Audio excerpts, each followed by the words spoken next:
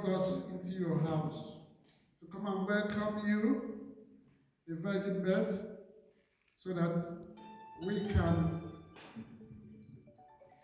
live a fruitful, happy life with you at the beginning, at the end, at the corner of it all. In the name of God the Father, God the Son, God the Holy Spirit. Amen. The season of Christmas is a season of expectations.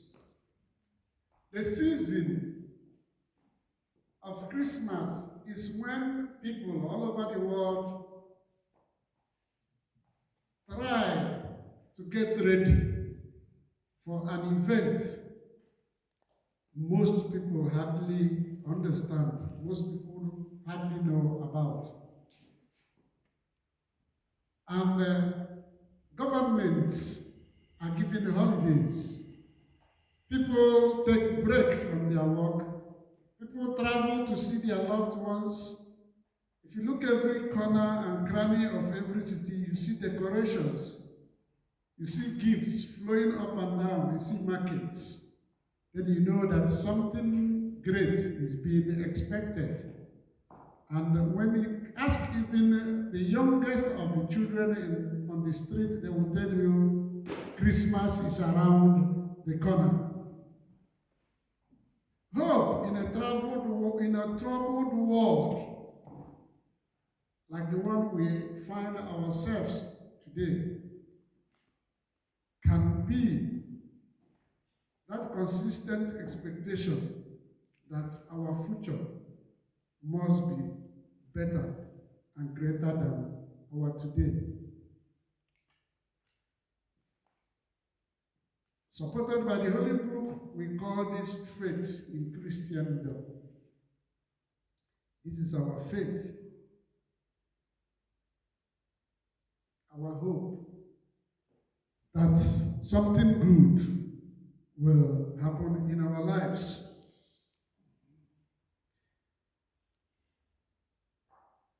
The Son of God, Jesus Christ,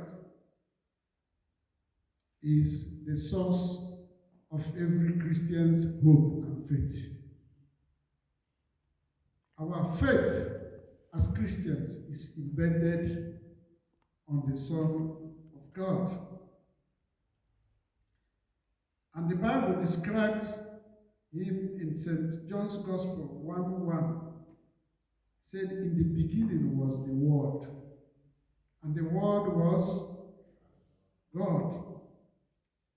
And in same chapter 1:4, it said, in him was life. It means without Jesus Christ, there is no life. Take note of this. Means though we have been existing, though we are born into the world, though we've been breathing and going about our businesses, but you find out that life without Christ, like our daddy used to say, is always crisis. The life with him is complete. And that life, he continued, was the light of all mankind. Meaning that Jesus Christ is the light of the world, the light that will bring reality into our existence here on earth, so that we can see our lives as it ought to be and make it meaningful when he is into it. Praise the Lord. It is not as we see it presently. Once Christ is into it, then you see the essence of living. Amen? So further in John 1:14, it said, the Word became flesh and made his dwelling among us. We have seen his glory, the glory of the one and only Son who came from Father, full of grace and truth. This is why we are here today. This is why we are celebrating Christmas. This is the essence of all the fanfare, of all the preparations as described. Jesus Christ is no longer in the Christmas marks. It's no longer in the packets. It's no longer in the gifts and everything. But his life here today with us. He has been born. And this is the purpose of our celebration. Ladies and gentlemen, today is that day, December 25th. And this is the day this Jesus Christ was born into the world, as described in the first chapters of this John's Gospel I've just explained. Praise the Lord. I thank God that we made it today here. And I thank God that we have this singular opportunity to witness yet another beginning. Because the birth of Jesus Christ every year signals a new beginning. Because very soon, on 31st night, people will be making resolutions. I will do this, I will do that. And I thank God in a special way that my spiritual father, my mentor, has given me this opportunity to be here. I will not take it for granted. Thank you, sir. And thank you, everybody, for coming. So I've just explained to you people the purpose why we are here, the essence. It is because of this Jesus Christ who came in a supernatural way. And today, he is amongst us. Today, he is within us. Amen. And so, but we want to look at the scripture to see exactly what happened. In Luke 1:26-38 is an account of what really transpired.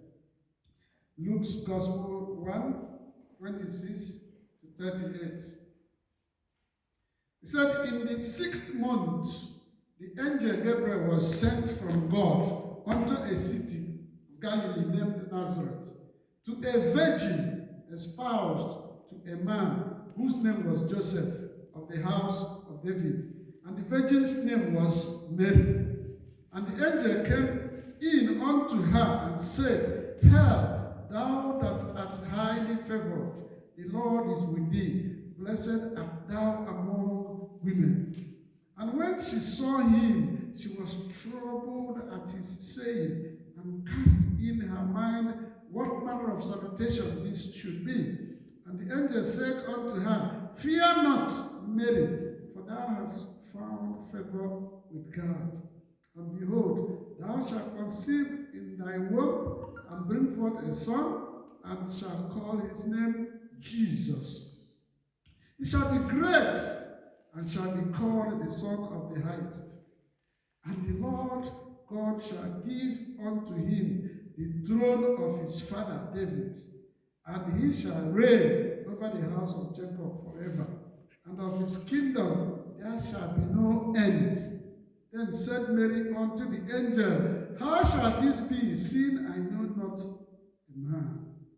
And the angel answered and said unto her, The Holy Ghost shall come upon thee, and the power of the highest shall overshadow thee. Therefore also that holy thing which shall be born of thee shall be called the Son of God. And behold, thy cousin Elizabeth, she hath also conceived a son in her old age, and this is the 6th month with her, who was called barren. For with God nothing shall be impossible. And Mary said, Behold, the handmaid of the Lord, be it unto me according to thy word. And the angel departed from her. Praise the Lord. This was an account of what happened. How the Savior we are heralding today came into the world through a message sent from heaven, delivered by an angel of God. But before this prophecy, what happened? We want to know why he came. Why did God send his son to come? The story of Christmas, the story of Jesus is as old as the world. God created all things, and he said and saw that what he was created was wonderful. But when the world got troubled, he had to regret even creating a man, and then the prophecies started coming. He came because, number one, he is a child of prophecy. Praise the Lord. Jesus was a child of prophecy. Just like our daddy in the Lord explained yesterday, because sometimes it's as if my mind and his mind goes the same direction. He explained it yesterday in the book of Isaiah 9:6. This Christmas story in the Bible begins several hundred years before that night he was born in Bethlehem. One Old Testament prophecy after another promised that this Savior will come, the Messiah, the Anointed One, who would redeem the people of God. The centerpiece of all the Christmas prophecies is on this Isaiah 9:6, as he explained yesterday. It was written nearly 600 years before Jesus' birth. Isaiah promised it would be a miraculous event, unlike any the world had ever seen. And the details Isaiah gave were fulfilled precisely by the birth of Jesus today. It was prophesied, and it came to pass. And what did Isaiah say? He said, "For a child will be born to us, a son will be given to us, and the government will rest on his shoulders, and his name will be called Wonderful, Counselor, Mighty God, Eternal Father, Prince of Peace." Consider the rich truths in this one short verse and the attributes given to this extraordinary child born today. To the Jewish nation, Christ coming was seen and pronounced that he will be a king. Praise the Lord. To the unsuspected world, the prophecy promised us all a Savior, a God incarnate, whose coming would dramatically and forever alter human history. And this has been, as the studies showed, as life progressed, it continued to manifest at all corners. Second, he came to give Christianity a meaning. Praise the Lord. Christ came to give Christianity a meaning. Because before he came, all the Bible recorded was, in the beginning was the Word. And now God created this, God created that, God created that. And people were wondering, where is this God? Who is this God? And Christianity has been in turmoil because some people are worshiping with a mixed mind. Some people say, where is this God? You people are worshiping. And so Christianity sometimes run into hopelessness because of misinterpretations. And other religions mock us. Sometimes they say we are worshiping a God we don't know. We are worshiping a God we don't see. Where is your God?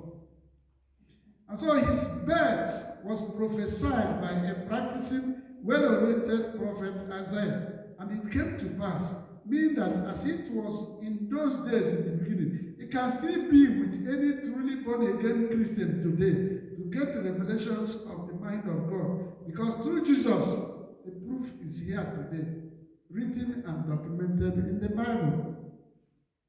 Amen?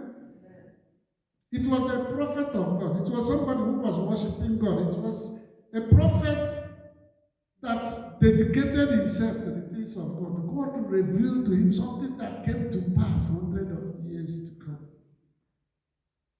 And because every Christian believes that the Bible is true, it's unique. Why? Because it is God's revelation recorded in human language. According to 2 Timothy 3:16-17, the words of Scripture are God-breathed or inspired. This implies that God is the source or origin of what is recorded in Scripture. And so, since it is still biblical that the angel Gabriel visited Mary physically and passed on this message, and a virgin conceived and gave birth to a child, and it was witnessed and it was recorded, that means Christianity has a meaning. Christianity is authentic. And every Christian must be proud to be part of this family in Jesus' name. The third one is that he came to re-emphasize the authenticity of God. Amen. Jesus Christ was born to re-emphasize the authenticity of God. Think about it, that in this our present world, countless gods exist, and people worship all kinds of things. People worship all kinds of other people they call religious, traditional, herbalist leaders. Amen. And sometimes they are getting results from their allegiances to these other gods. But Jesus came not like any other of these religious leaders of this age, or gods per se. His miraculous conception by a virgin made him unique. It made him authentic, made him different. He is God in the flesh. And his authority and dominion was clearly defined by the angel himself. His name will be Counselor. He will be Emmanuel. That's God with us. He will be mighty God. He will be eternal Father. And then finally said he will be the Prince of Peace. Amen. And so, what is the implication of this? How does it affect us? How does it concern us? Because when he came, he said his people did not accept him. Amen. His people rejected him. They did not accept him. But he opened his heart, not only to his people, but to everybody. But still, not everybody accepted him. And so in John 1:12-13, he said, to them, to all who believed in him and accepted him, the very few, the elect, the selected, those who saw this truth and embraced it as the truth, he said, he gave the right to become also children of God. They are reborn, not with a physical birth, resulting from human passion or plan, but a birth that comes from God above himself. And so, he made God real in our lives and in our Christian journey, and this is the essence of our worship today. When you accept him, make him number one in your life, he comes in. He takes residency in your heart. He turns everything positively around, and your life will become more meaningful. Your life will become illuminated. Your life will become guided. And this is why the Father in heaven sent him. We remember very well the verse in the Bible where it said, for God so much loved the world that he gave his only begotten Son. And he did not give him for gold or for silver or for whatever. He gave that his son, so that he said, whoever that will ever believe in him should not do what? Perish. But that person must have what he called everlasting life. And this is the life we're talking about. A life that will be guided, a life that will be meaningful, a life that will be fruitful, a life that when you look at yourself, you'll be satisfied. And when society looks at you, they will be satisfied that God has brought into the world somebody that is making a difference. Praise the Lord. So Christmas is about me and you. It is a call to embrace the born King of our lives and existence, and a call to come and partner with him in truth and in holiness. Amen. From today, therefore, let there be no more doubt in your hearts whether we are in the right direction or not as Christians, because Jesus Christ explained this to even one of his apostles who asked him. Philip said, Lord, show us the Father, and that will be enough for us. In John's Gospel 14:89, number 9, Jesus answered, don't you know me, Philip? Even after I have been among you such a long time, anyone who has seen me has seen the Father. How can you say, show us the Father? So all the doubts about people who are questioning, is God real? Is there God real? Was explained by the birth of Jesus Christ. Because he came, he's the Father incarnate, as Isaiah prophesied. Meaning, I am God personified. I am not like all these other gods who give you with one hand and take it back with the another hand. They are wolves. He describes them as thieves in John 10:10. He said, the thief cometh not, but for to steal and to kill and to destroy. I am come that they might have life, and that they might have it more abundantly. This is the Christmas we are celebrating. And this is the Christmas we should be celebrating every day of our life. He came to give me and you life. Not just anyhow life, but to have a fulfilled life. Making an authentic decision today is a choice worth making, as this will bring us into alignment with Jesus Christ for an authentic 2024, because he is an authentic and proved God. Amen. Number 3, he came to reconcile us with the world. He came to reconcile us with the world. Amen. He came to reconcile us with the Father. Amen.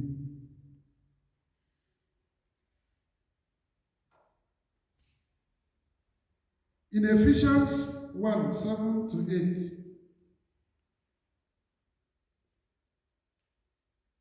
it recorded, in him we have redemption, that is our deliverance and salvation, through his blood, which paid the penalty for our sin and resulted in the forgiveness and complete pardon of our sin, in accordance with the riches of his grace, which he lavished on us. We all inherited the original sin from our fathers. But his birth today made it possible now that our past is forgiven. Our purpose for right living is redefined, and our home in heaven is assured. So the purpose of his birth today, the purpose of his coming, is to reconcile a finished, a rubbished, a downtrodden we by sin, so that we can find back our meaning in our Father in heaven. Amen. Because even before he left a promise. Said, my Father's house has many rooms. If that were not so, I would have told you that I'm going there to prepare a place for you. And if I go and prepare a place for you, I will come back and take you to be with me, that you also may be where I am. Remember, we are talking about why he came and the things that will give us this hope, that our future is secured in him, that our future will be prosperous when we cling to him meaningfully, as we should do. Having given to you a tip of the essence of Christmas and why Jesus came, and reasons why he came today, to be born in our lives and existence, we can just see a little bit lessons surrounding his birth as we read in the account of the encounter between Mary and the angel. There are two key players here: Mary, the mother of Jesus Christ, and Joseph, his earthly father. Praise the Lord. Think about it. If you are just praying in your room and then an angel appears, what will you do?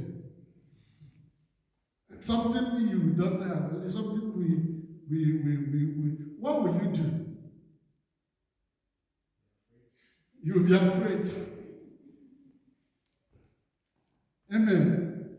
Yeah, this was what happened to the Virgin Mary. Think about it. You will certainly be afraid and deeply shaken. But what were the first words of the angel? He said, "Hail, thou that art highly favored, the Lord is with thee. Blessed art thou among women." In Mary's age, were there not too much women like we have today? There are women everywhere. There are young girls walking about, doing all sorts of things. Why then can an angel tell one singular girl that you are highly favored? You think it was a day's journey? It was not a day's journey. This little woman, unknown, from a very remote village, Nazareth, must have had a wonderful, beautiful relationship with God.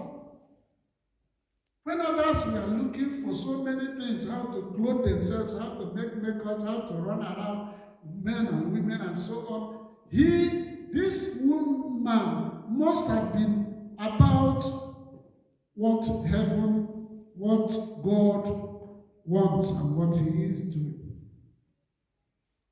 And so this is the situation. And this is what we are talking about today. She knew it from the beginning that there is something that's more important than food, that there is something that is more important than money, that there is something that is more important than pleasure. So she started walking in the temple, she started being dedicated, she started giving herself fully and entirely to heavenly things. And so while people are walking, he's busy in the house of the Lord, doing one thing or the other. And you think, if people don't hail her, if people don't see it, you know, she didn't even know that God is recording it for her. And at the appointed time, God sent from heaven an angel to choose her to be the mother of Jesus Christ. Is it not a wonder? That is an encouragement to anybody who is still toiling day and night today in the house of the Lord. You think, there's a song we used to sing in my place. When I'm walking, they're always asking me, who will pay me? Who will do this for me? He said, the song says, Jehovah God in heaven will reward me at the appointed time. It is an encouragement. It is an eye-opener. That out of so many women, angel came to somebody. Imagine it now. She was already engaged though. Somebody saw her as beautiful as somebody that will live. He went and engaged her. And in those days, according to the tradition of the Jews, engagement, betrothal is not like this one we do today. We come, I take a girl from my house and I make an engagement party. Who born you? I call people together and then I kneel down and give a ring. And then we dance. After I go back to my house and sleep with her. was not like that. In those days, you come from your father's house, and the man comes from his father's house. And in the presence of the whole community, in the presence of everybody, the promise is made. And then everybody knows that this is going to be my wife. And after that ceremony, you go back to your father's house and take the clothes. And this was exactly what happened in those days of Joseph's time. What happened? They left. They went. And then this was why the woman asked the angel, you should have known I'm a virgin. How can it be? How can it be? And then the angel said, what? With God, all things are possible. So, this is exactly what is happening in Christendom. And then he said to her, what? Do not be afraid.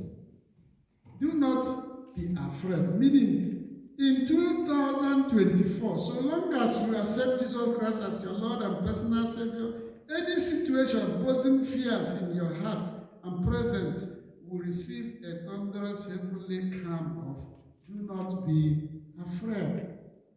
Anytime any confrontation comes, anytime any problem comes, know that at the end of the tunnel there is always good news. Amen. That it cannot consume you as a Christian.